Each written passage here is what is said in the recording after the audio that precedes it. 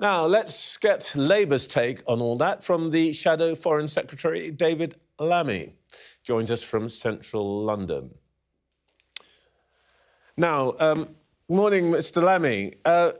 So far, let's talk about your area of responsibility first, if we may.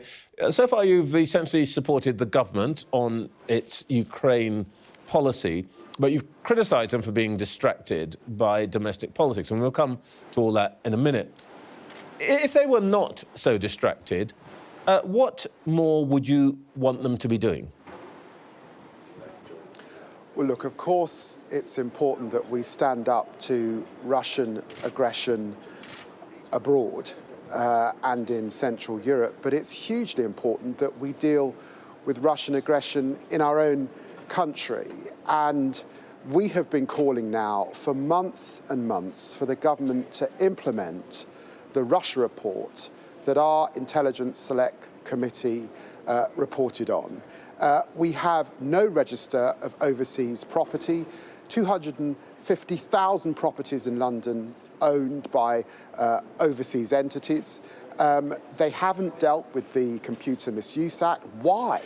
They have changed electoral law to allow limitless donations to political parties. It's hard to understand. They've taken about £5 million worth of donations from Russian-linked donors. They should give that money back. And so we've been saying that we have to deal with the dirty money that's circulating in London, London becoming the laundromat of the world, and embarrassingly, President Biden conveying concern that the sanctions regime that we needed is compromised because the government's refusal to deal with that dirty money problem. OK. I want to come to that, actually, because you've issued a press release and you've named some of the individuals that you think are behind this kind of money. But before we come to that, can I just ask you about the Ukraine itself? Liz Truss, when I spoke to her last week, said clearly that the UK should arm a resistance movement in Ukraine if there is a Russian takeover. Would you agree with that? Well, look, I was in Kiev just about a month ago now, and it was clear that in Kiev they were hugely supportive of the work that we've been doing through Operation Orbital with their armed services, helping them to train. But of course, if it is the case that Russia chooses to incur or invade the country, they will need support. And it's absolutely right that we support the Ukrainians in that defensive posture, because that's the situation that they will be in. So does that mean that Labour would support sending money and arms to a Ukraine resistance movement were there to be a Russian takeover? Well, look, this is the Ukrainian army that we've been working with now since 2014. Let's remember that because of the annexing of Crimea and because of that incursion into the Donbass and the separatist fighting that's going on already within the country, we have been working with those armed forces, training them and supporting them. And NATO allies, of course, want to ensure that they can protect the integrity of their country, the sovereignty of their country. We said that this would be a very, very bloody battle indeed. Already 14,000 people have died because of that incursion, and just outside the cathedral there is a wall of remembrance for all of those young men and women that have lost their lives. We tend to forget that they have already been experiencing this conflict, and of course we must arm them and support them if there is to be a battle ahead. OK, so you would support arming a resistance movement? Resisting Russian aggression, absolutely.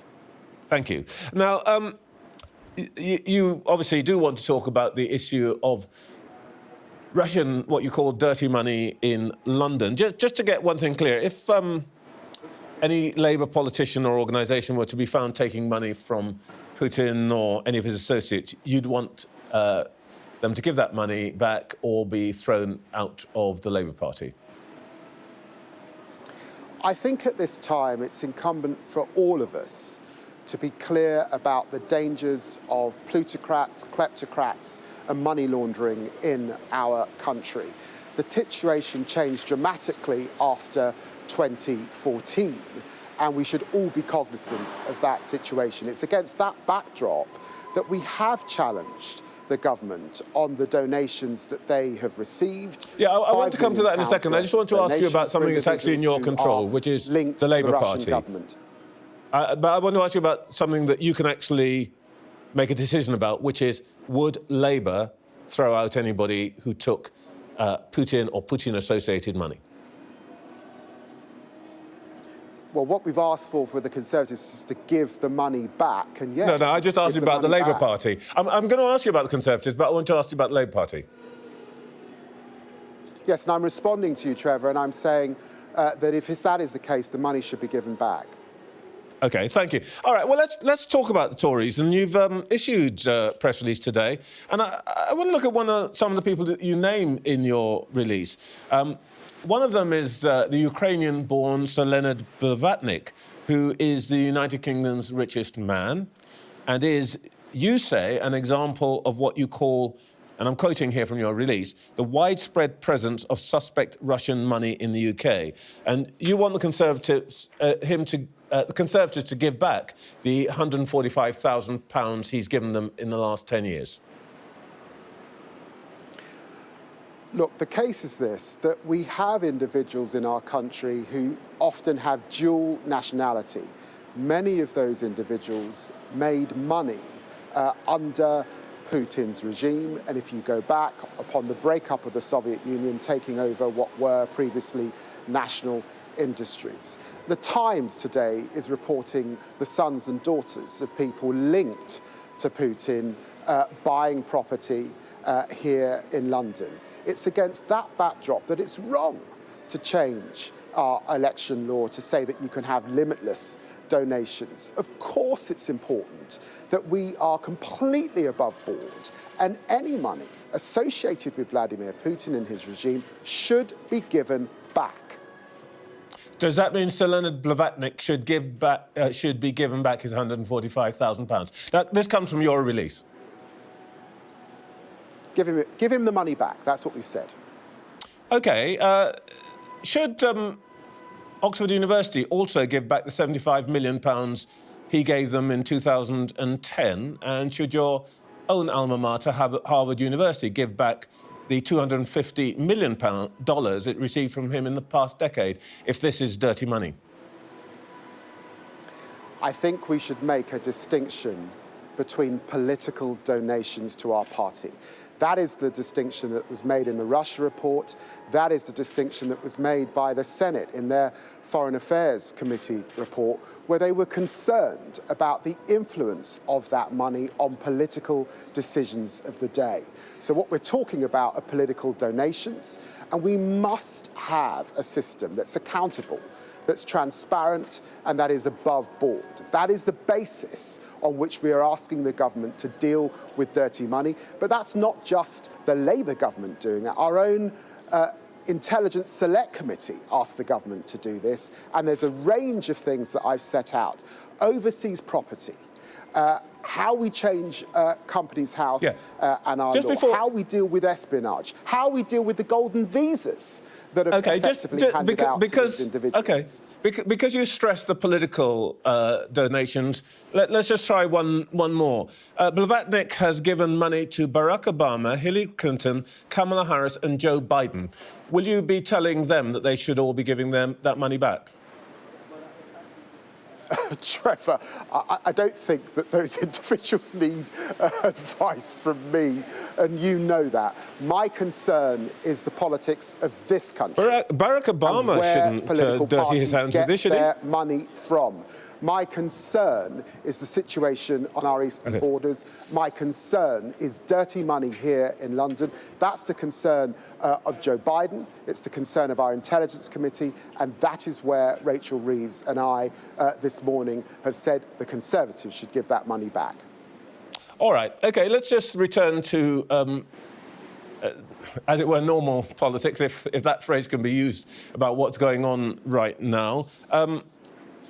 Your leader says he really can't wait for the Prime Minister to fall, and you think it's your patriotic duty to make that happen. It seems that there are a lot of Tories who would like to vote for a no-confidence motion. Is Labour anywhere nearer getting to a place where it can move that no-confidence motion, or is it waiting for backbench Tories to do the job? The number one issue here, Trevor, is that the Prime Minister should resign. You know, and there's a lot of history that he could look at. He says he's a great historian. Chamberlain resigned when he could not form a national unity government.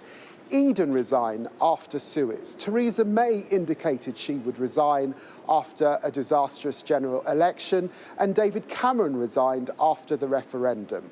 Because of the numbers, the majority that the Conservatives have, this is an issue for Conservative backbenchers. And of course, you've seen many of them indicating that the time has come for him to step down.